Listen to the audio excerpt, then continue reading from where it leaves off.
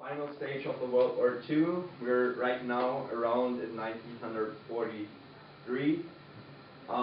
Germany is fighting on both of its fronts, on the eastern front against Russia, on the western front against the Western Allies, which are France, the UK, and the US. And in 1943, there was a huge battle between the Russians and the Germans in the city so-called Stalingrad. And after around 6 months in the battle, in the really hard battle, the Russians won and pushed and started with winning that battle to push Germany back slowly. Does that make sense? They won the battle and then they start pushing them back into its own country, and the Western Allies landed in 1943 in Sicilia, Italy, and on the D-Day 1944 on June 6th in the Normandy, and started its offense and pushed Germany back from the Western Front into its country, and shrouded in the last 2 years of the World War, the invasion of Germany.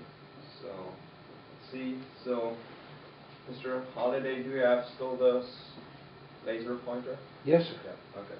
So basically, what you can see, the Americans, or basically the United States, the United Kingdom, and France came from France. They landed all in the Normandy right here and came from France, so from the west into Germany and from the south, because they went into Italy, and Italy is south of Germany. Oh, thank you, sir. Came from the south, from Italy down, and occupied the whole western part of Germany, and the Russians came from the eastern side, from Russia, which is right around here, came from the eastern side into Germany and occupied the eastern part of Germany, and Berlin is in the eastern part, so they occupied all Berlin and the land a little beyond it. Yeah, so the whole country is now basically administrated by the Allies, and in February 1945, on the Yalta Convention, the Allies basically talked about what to do with Germany. Should it be split up? Should it be each part? Should the US get a part of it? Should Russia get a part of it? Or should we just divide it into military sections? And they decided to divide Germany into 4 occupation zones. Each allies would get one.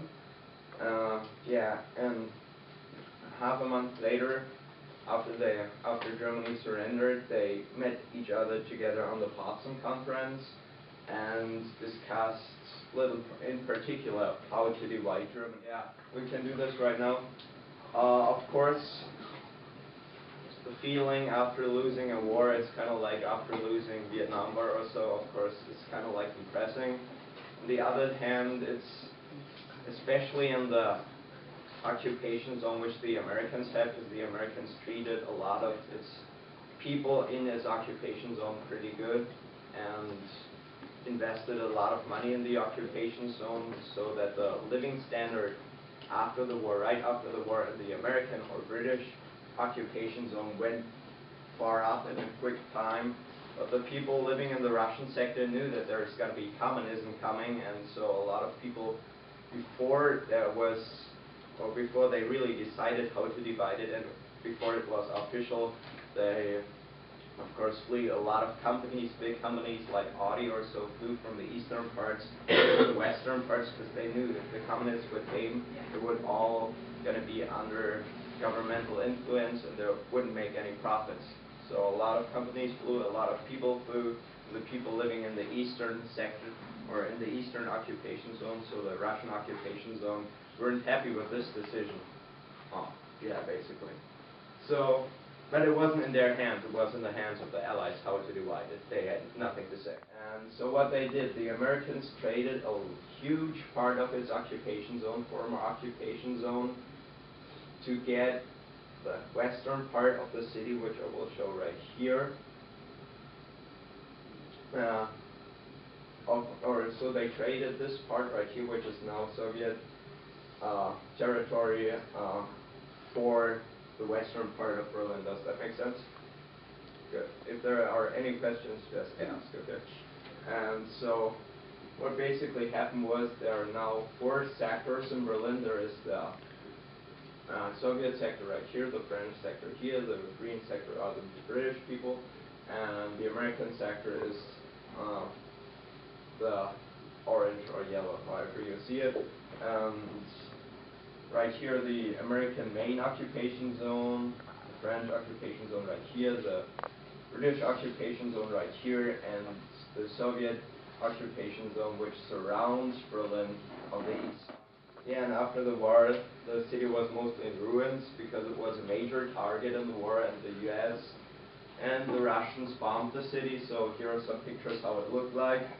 And people were underfed because it was a war situation, and the people lived under really bad conditions, and now the war is over, nothing is left. So less food, the city in ruins. So what to do? And of course each ally tried to put cargo into the city. The city was dependent on cargo so they can eat and so they can rebuild. They're kind of like rebuilding things they want to bring into Berlin. They had to bring it via the landways, which were kind of like bringing it via an interstate into the city through the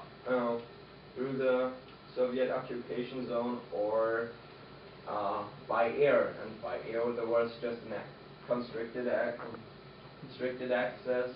The Soviets said there were just 3 corridors where you can fly in, which were from the American sector on the south, from the British sector right here, and another from the north of the British sectors. There was no official agreement that the Western allies, the UK, US, and France, were allowed to use the landways, which are over the Soviet occupation zone. Here are I just had this photo. Here are some of the red ways. Right here are the kind of like interstates which came from the western sector into the into the Soviet occupation zone. That's not important. So what happened during this time after the war? The Western allies, you know that the UK and the US speak the same language. They have more or less the same system, so they agreed on a lot of things, how to handle things in Germany. So they unified themselves and made a kind of like an alliance, which is the Y zone out of Germany. So they basically unified the American occupation zone and the British occupation zone to more or less one zone with the same rights and so, and later French will join the party. Yeah. Oh, I was just going to ask how did the French have Yeah, the French later joined that 1 year later in 1947, and they made it now a tri-zone because it's 3 powers, and we have still the Russians on the other front who were not agreeing on that things like free market economy or basic rights. They more or less wanted to have a communist system.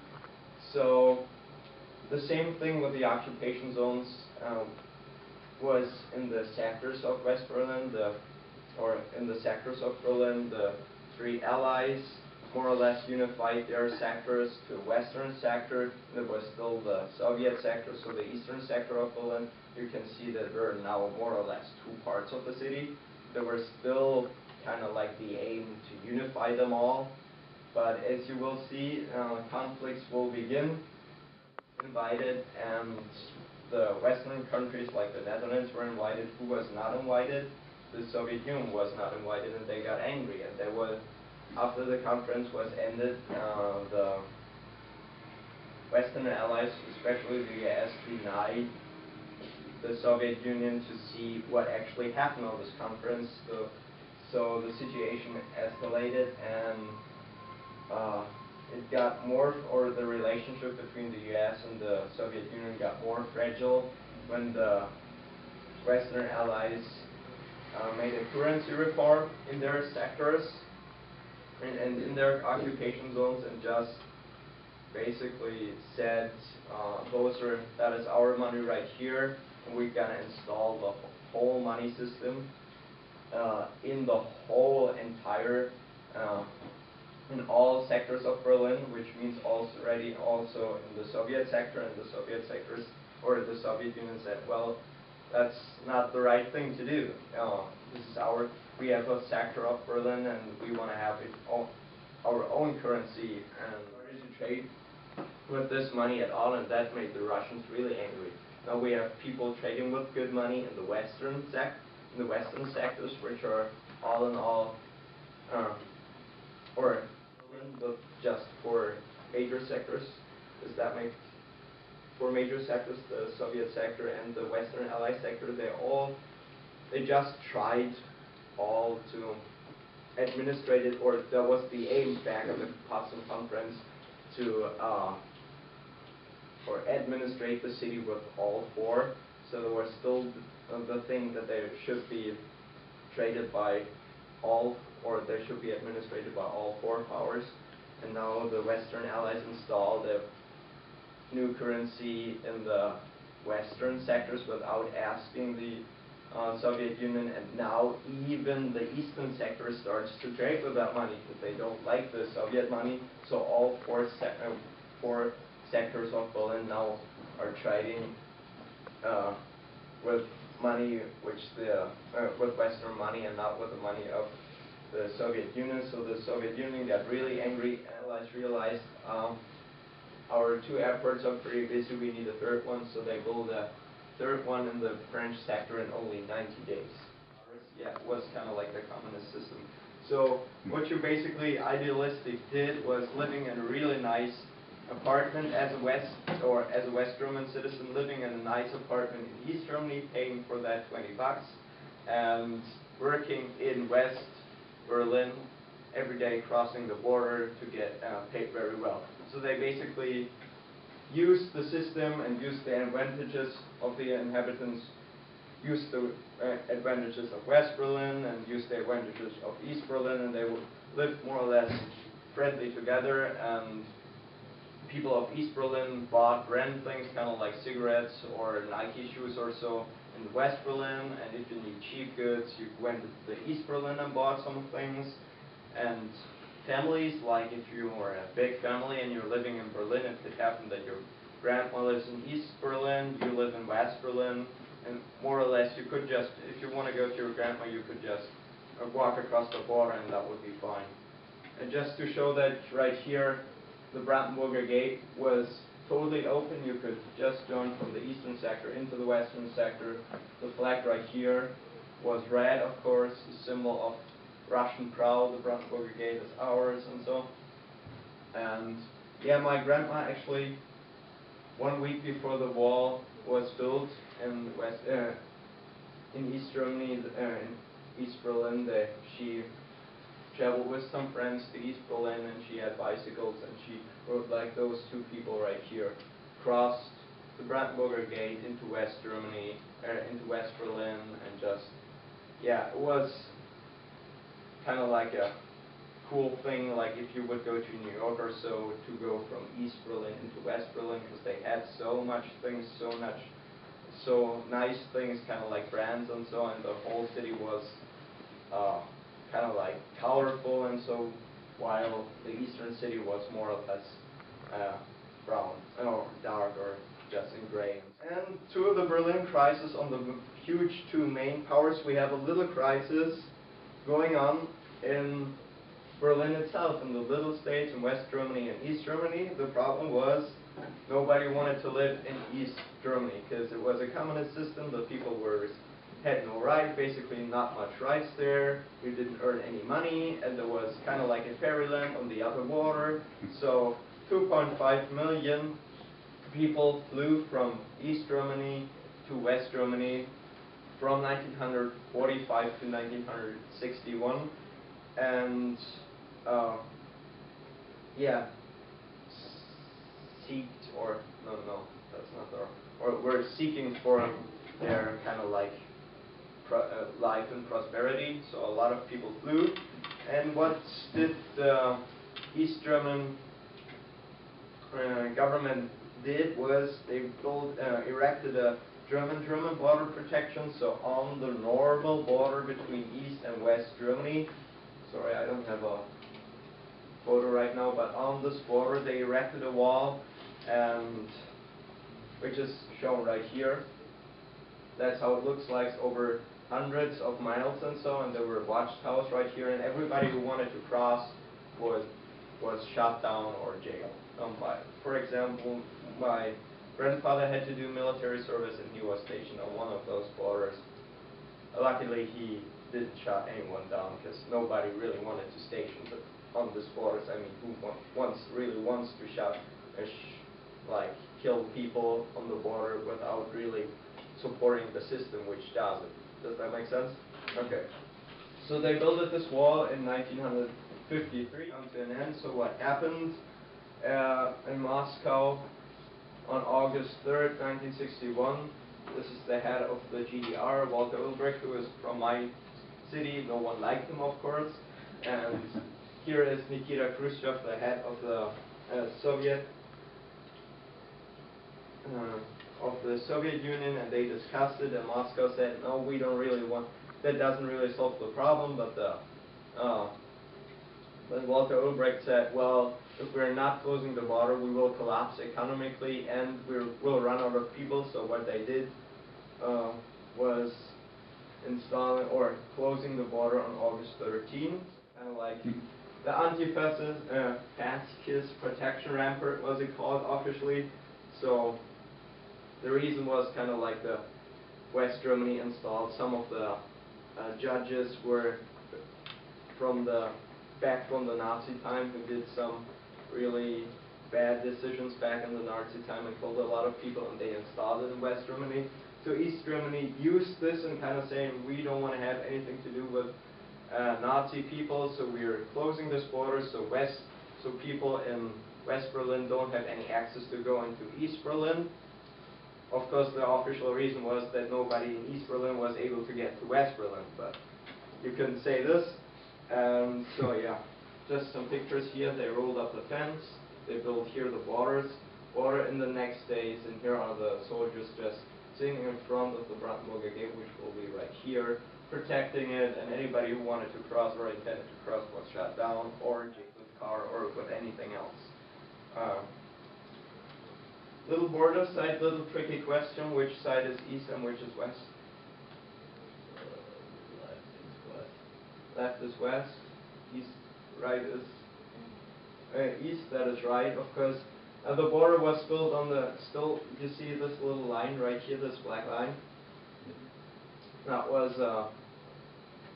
is the official border, and then we have here, they built the border in the eastern sector. Here are some little fences.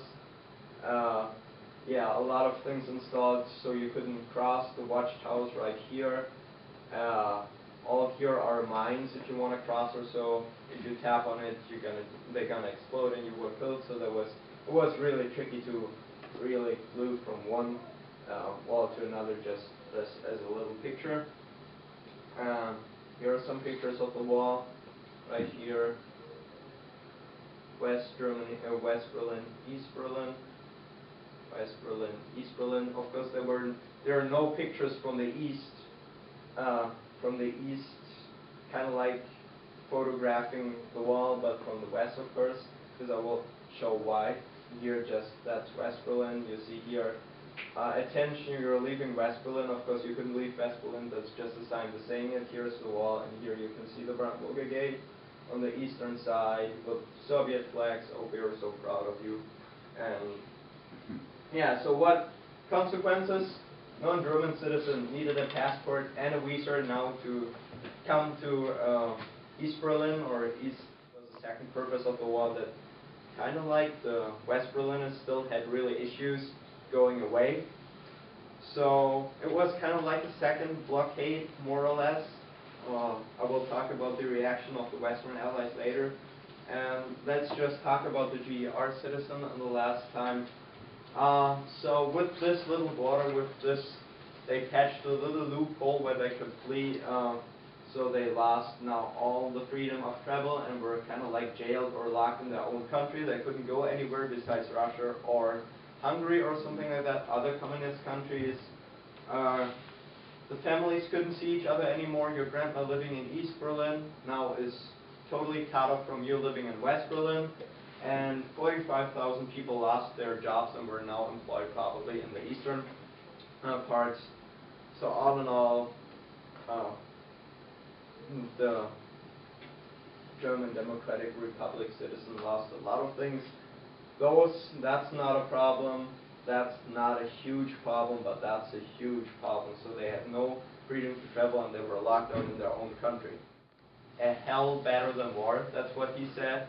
Of course, he was not really satisfied with the situation right now. The West Berliners weren't able to go anywhere because they couldn't cross Eastern German Democratic territory, and they had to cross German territory to get into any other country over that ways. As a response, the Americans increased their military presence in West Berlin, and it came to a U.S.-Soviet Union confrontation, where basically, or the issue that happened was, an American wanted to cross the border to East Germany, and the problem is they didn't allow him to cross because there were some kind of like visa issues, and this issue got big, and there was a confrontation between U.S. tanks in the city at Checkpoint Charlie and Soviet tanks. The people who are right now or watched the first slide I have, which was kind of like the Cold War city or so, you saw a lot of tanks in that picture. That was exactly that scene right there. And to kind of like support the people in West Berlin, Kennedy came 22 months later after the wall was erected to Berlin and held his speech, Ich bin ein Berliner, I am a kind of like, I'm a person from Berlin. I think this is kind of like, that's just the last thing of the class. We can now watch